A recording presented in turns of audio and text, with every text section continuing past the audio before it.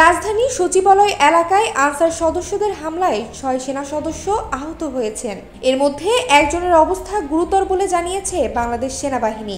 বাংলাদেশ সেনাবাহিনীর দেওয়া এক বিজ্ঞপ্তি থেকে এ তথ্য জানা গেছে। বিবৃতিতে বলা হয়েছে, গতকাল রোববার ২৫ আগস্ট আইন শৃঙ্খলা রক্ষায় মোতায়েনরত সেনা সদস্যরা বাংলাদেশ সচিবালয় এলাকার সার্বিক নিরাপত্তা নিশ্চিতকল্পে বিভিন্ন গুরুত্বপূর্ণ স্থানে এবং সচিবালয়ের সকল গেটের নিরাপত্তা ব্যবস্থা জোরদার করে।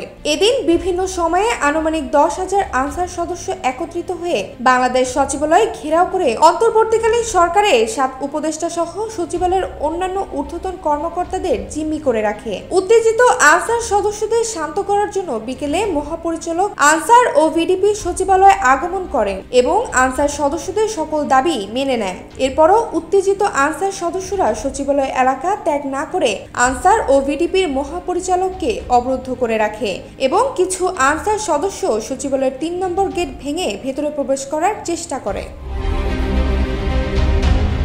এ সময় উত্তেজিত আনসার সদস্যরা ঘটনাস্থলে উপস্থিত ছাত্রদের উপর অতর্কিত হামলা করে এবং সচিবালয়ের নিরাপত্তায় নিয়োজিত সেনাবাহিনীর টহলের উপর ইটপাটকেলের নিক্ষেপ সহ লাঠি দ্বারা আঘাত করে। এ সময় ৬ সেনা সদস্য আহত হয় এবং এর মধ্যে একজনের অবস্থা গুরুতর। এমত অবস্থায় পরিস্থিতি নিয়ন্ত্রণে আনার জন্য মোতায়েনরত সেনা সদস্যরা ধৈর্য সহকারে আনসার সদস্যদের সঙ্গে এঙ্গেজমেন্ট করা সত্ত্বেও উত্তেজিত আনসাররা নির্বৃত্ত না হলে আকাশের দিকে ২৭ রাউন্ড ফাঁকা গুলি ছোড়ে। পরবর্তীতে বাংলাদেশ সচিবালয় এলাকায় অতিরিক্ত সেনা মোতায়েন করে আনসারদের ছত্রভঙ্গ করে পরিস্থিতি নিয়ন্ত্রণে নিয়ে আসে।